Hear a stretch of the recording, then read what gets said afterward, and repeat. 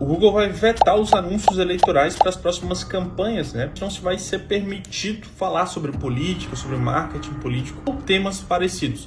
É uma decisão muito comum e muitas pessoas me perguntaram, Lázaro, como é que isso afeta o mercado do tráfego pago? Como é que isso afeta as agências? E a ideia é falar justamente sobre isso aqui. Olha só, a primeira coisa é que não muda muito a sentido de publicidade. Óbvio que afeta, mas não tanto. A primeira coisa que a gente tem que levar em consideração, na minha opinião, o Google ele funcionaria muito mais a nível de YouTube, né? Os anúncios de vídeo para política eles funcionam muito bem. Geralmente um vídeo bem elaborado, com uma narrativa bem feita, com imagens interessantes sobre obras sociais, se for para um lado mais populista, ou até mesmo sobre projetos, ideias de projetos de determinado candidato, podem sim afetar diretamente. Então, eu acho que o YouTube, no meio dessa confusão toda, é o mais afetado com esse veto. Mas eu acredito também que vai vir um certo monopólio das redes sociais também.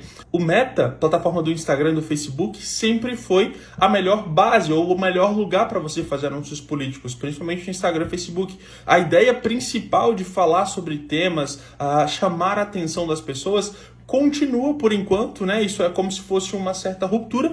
Anúncios no X ou o antigo Twitter também podem ser feitos ainda para a área política, mas eles estão verificando ainda o que pode e o que não pode ser feito, né? Eu mesmo testei um pouco mais a plataforma que eles chamam de X Business, algo do tipo.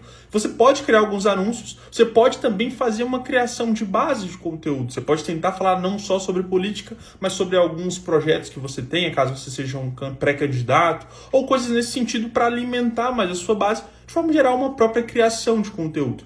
Tá, Lázaro, mas o que a gente pode fazer a respeito do Google? O que a gente pode fazer a respeito do Google para fazer uma pré-campanha eleitoral interessante pode ser a utilização do que a gente já chama de SEO. Você pode ter um site explicando algo sobre as suas candidaturas, sobre o blog, sobre projetos sociais, sobre tudo que você tem. Se você já foi eleito, sobre tudo que você já fez, o blog ele ainda é permitido. Esse tráfego orgânico no Google, ele ainda é permitido. E por mais que a gente saiba, né, que o SEO ele tem um tempo maior, que ele leva mais tempo para poder ser organizado, ser ranqueado, a gente acaba não prestando muita atenção no alcance do SEO por conta do tráfego pago, por querer fazer anúncio, mas a real é que quando você tem uma estrutura muito boa no seu site, no seu blog de artigos, acaba que ele consegue também sim um volume de pesquisa muito alto, um volume de acessos, na verdade, de pessoas muito alto. Então, eu recomendo a utilização do Google ainda, né, como essa ferramenta orgânica. O foco continua sendo Meta, Facebook e Instagram, óbvio que seguindo todas as regras eleitorais,